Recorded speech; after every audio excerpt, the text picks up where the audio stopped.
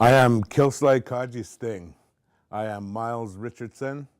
I'm from the Eagle clan of Joth on the west coast of Haida Gwaii. I can talk about the origins of the Haida Gwaii Watchmen from my experiences.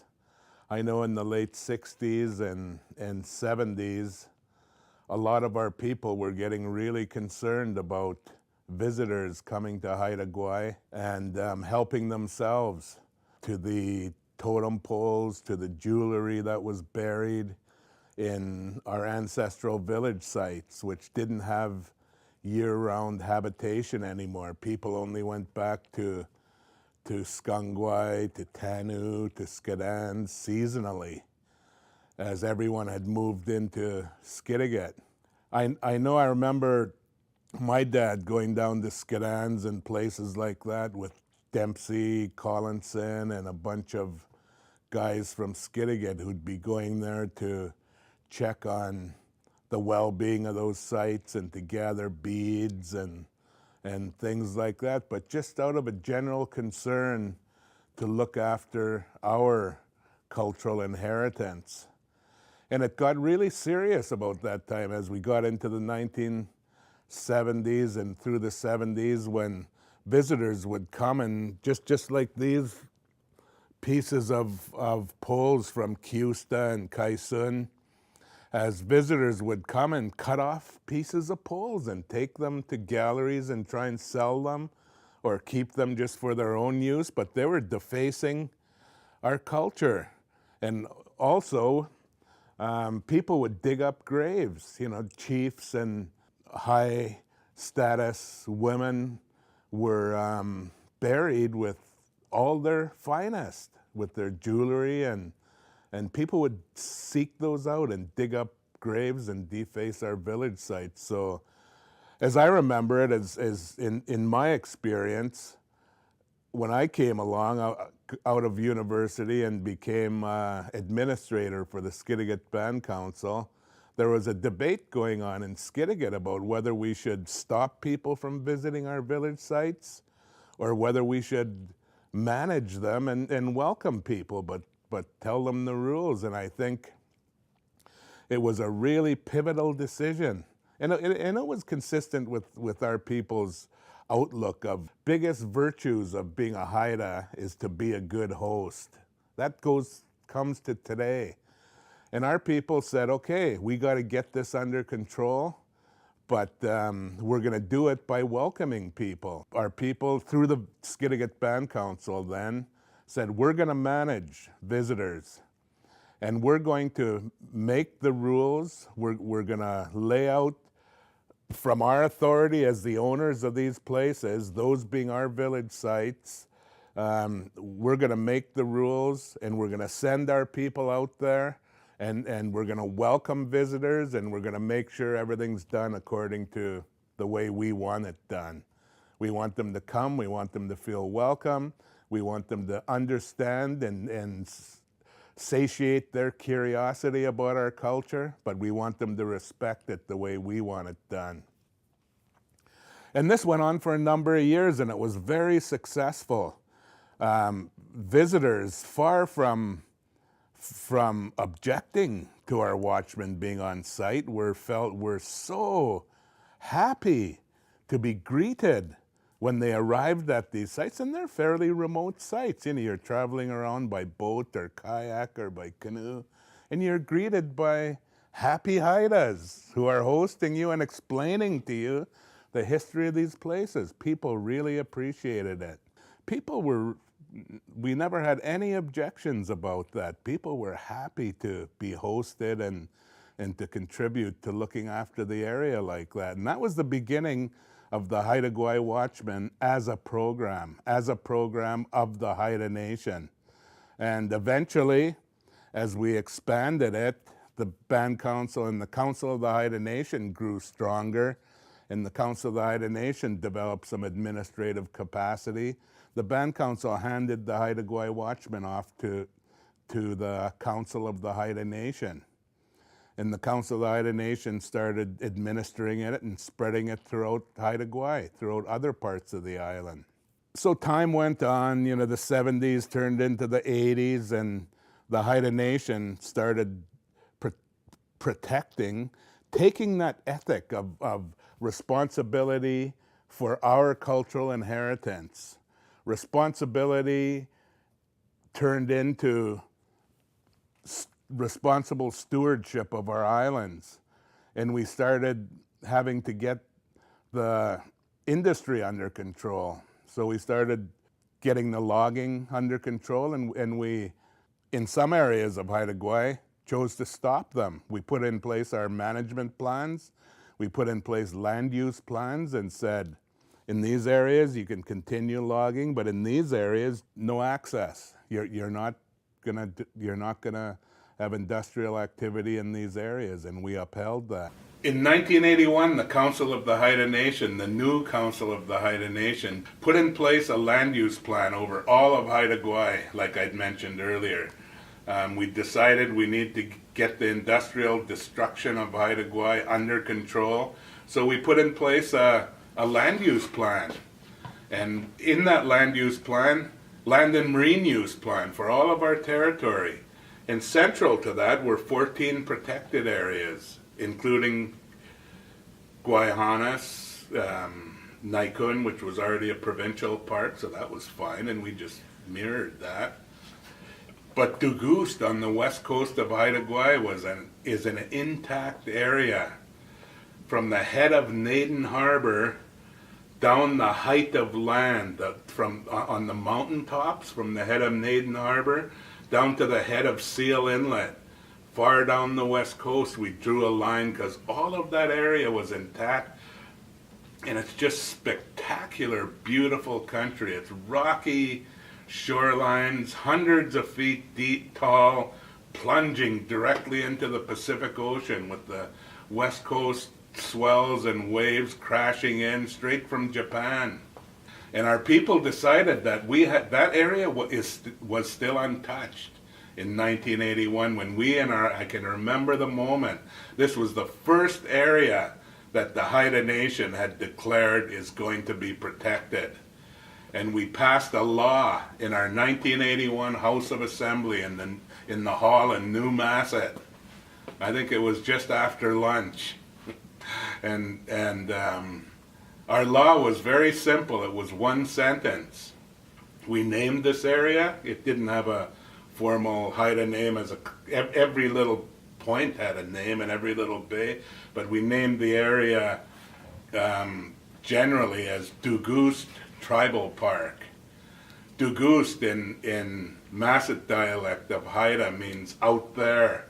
In that case, we meant it to mean west, out there to the west. And Tribal Park because it was a unilateral declaration. We weren't negotiating. We weren't asking anybody else's permission.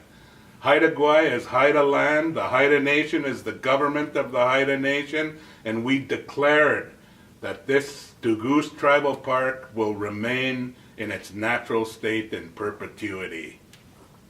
End of story. So, we had 14 other areas that we protected, and the next area was Guayhanas that came, that the threat to the protection came, and that is what the Haida Nation is more famously known for, just probably because the battle to protect it had a lot of good heart-tugging stories in it. It was a little sexier, and people love conflict, and we protected that area too. But to me, Dugust happened before that, and it's a way better story because we didn't even have to have a battle, and the area is still protected 100% the same way we declared it in 1981. What we did is there was a logging permit to log in that area, and they were going to come over the height of land from Naden Harbor into Dugust just after in 1982. So the timber permit was owned by a Japanese company, Seito and Company, who had headquarters in Tokyo. So we sent our lawyer to their office in Tokyo and to deliver a letter. I make it sound like we had a big operation, but his wife was Japanese and he was going there for a holiday anyway. So we wrote a letter and had him deliver it to their head office in Tokyo with our declaration. Your logging permit is in Dugus Tribal Park, and Dugus Tribal Park will remain in its natural state in perpetuity. Whether it was the economics of the day or whether their knees started buckling when they got this letter from the Haida Nation, I don't know, take your pick. But they abandoned their logging claim. It ended up being a problem for the companies, and the little trucking company based in Charlotte City that was out there then was Husby Trucking. And if without this claim, his company was going to go kaput. And so things unraveled and got put back together, and Dave Husby ended up owning the logging company. So by the time we went out there, so we decided, Haida's our good hosts, we're respectful people, and our business, our legal business, is conducted in the feast house. Of course, we didn't have a feast house out in Dugus. So we prepared a very good feast in Skidegate and Masset, and we took it out through Naden Harbor in the logging roads in seine boats, and we set up community hall tables down the center of the road, the logging road, outside the logging camp on a Saturday afternoon.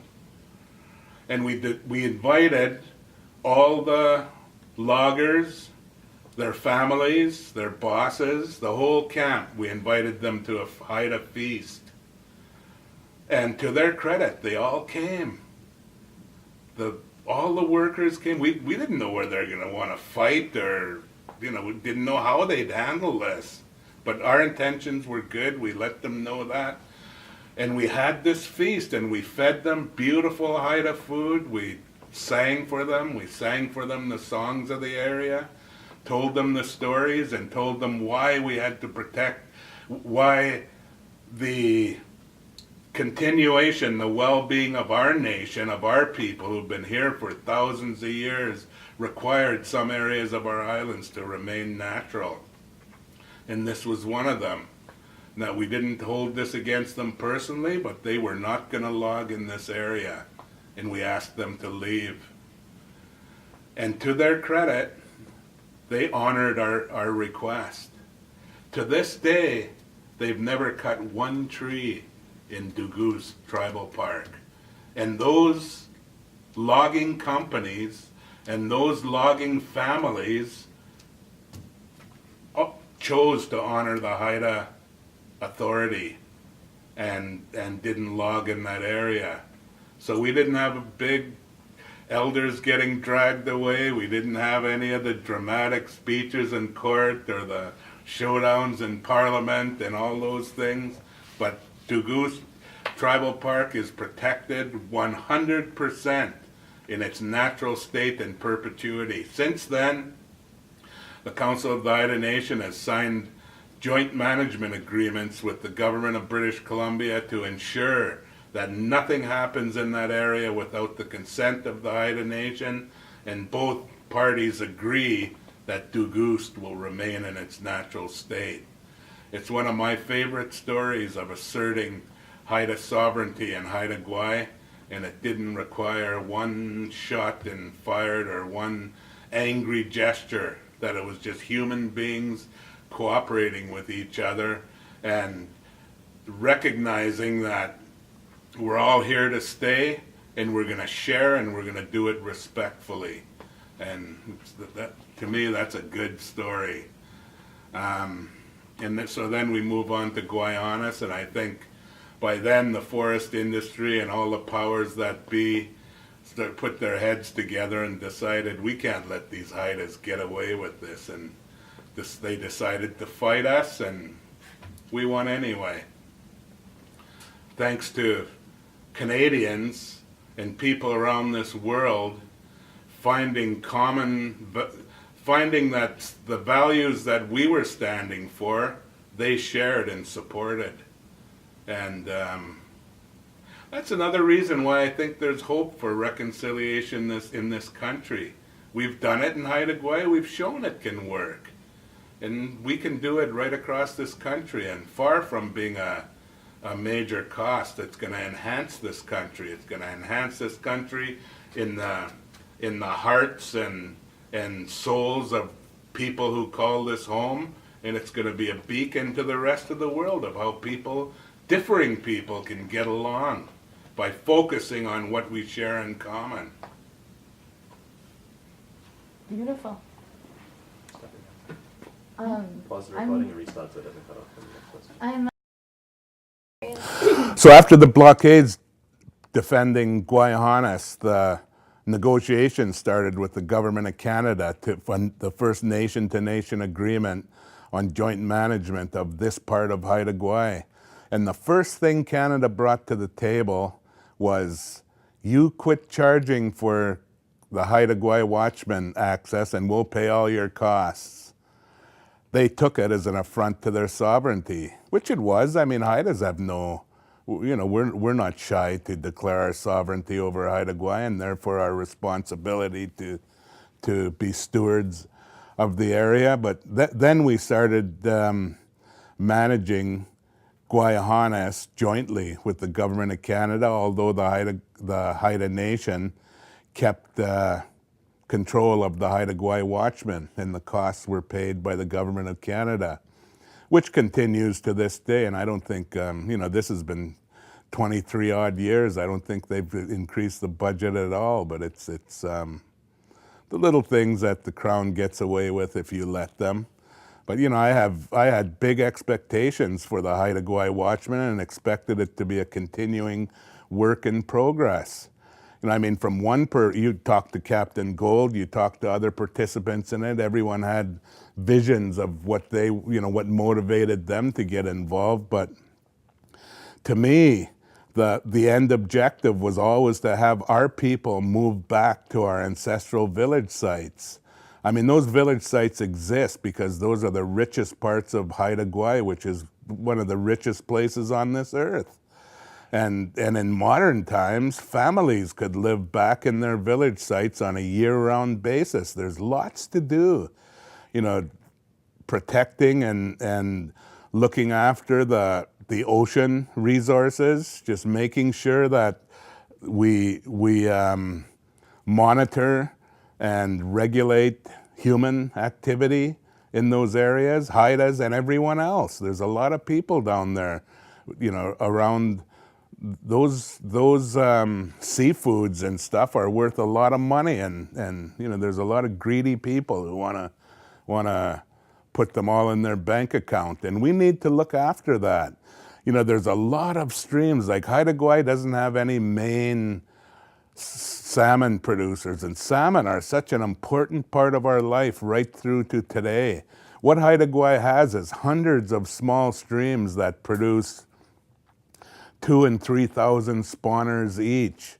Those streams need to be kept clear. They need to be, the spawning conditions need to be kept up, and they need to be stewarded. Having Haida families in this area would enable that to happen.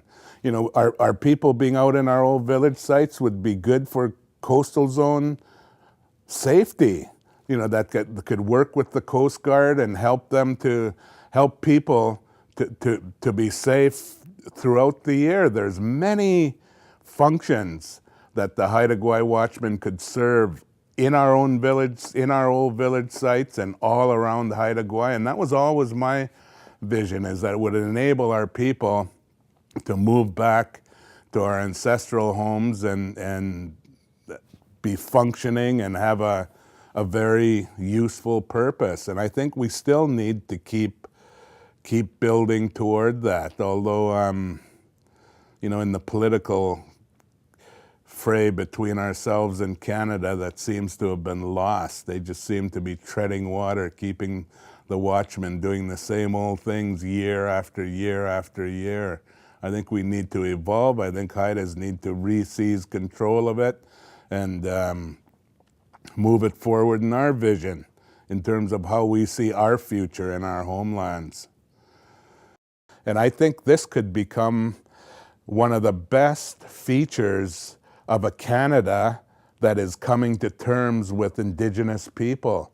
It could be one of the most promising, most constructive avenues for reconciliation. If Canada is serious, all our people want to be is who we are. That's what our people want to be. You know, if Canada is not going to respect our nationhood, respect our responsibilities as people, then obviously we've got to retain those jurisdictions, those lawmaking authorities on our own. That's fine, then let's go forward and do that. But in areas where some nations will give that up, they've got to have a way of making sure that they're going to remain whole, they're going to be respected in being who they are in their territories, and there's going to have to be a negotiation and an accommodation of how that is carried out going into the future. And, you know, a Guardians Network, our responsible stewardship of the places we call home is a value that Indigenous people share with Canadians. It must be. You know, if Canadians are just coming here to rape and pillage and fill their pockets with money and then go back to where they came from, go back now. Get out of our way. If Canadians are here and they want to live with Indigenous people, our people, the Haida Nation, I'm the living generation of a nation that scientists have confirmed have been here for at least 15,000 years. You know, does anybody think that that's an accident? It's not an accident. It's because our people have figured something out of how to sustain life, how to sustain cultures, how to sustain people, handing on from one generation to the next, living in the same places over untold generations. We've figured out something about how to survive and thrive in these places that our Creator has placed us on this earth. Canadians, if Canadians are serious about making this their home, if they're serious about staying here, they'd better listen. They'd better listen to the same voices that our people listen to. And that's through our culture, and that's what these Haida Gwaii Watchmen, and that's what these Guardians initiatives could help to bring about. And I think, you know, Canada is marking 150 years since its establishment as a country, as a nation-state governing entity. I was recently giving a talk in London in Canada House, and the local High Commissioner had made an opening statement welcoming us all, and she says, 150 years, Canada? We got plumbing in this house older than that. So in the past 150 years, there's been a pretty dark period for Indigenous people. Canadians, their forebears, British, came here originally with their stated intentions were good, that they were going to deal with us on a nation-to-nation basis and nothing would change in terms of our authority in our homelands without our negotiated consent. They never did that. They came in and right away denied our humanity, denied our ability to even be human enough to have fundamental human rights.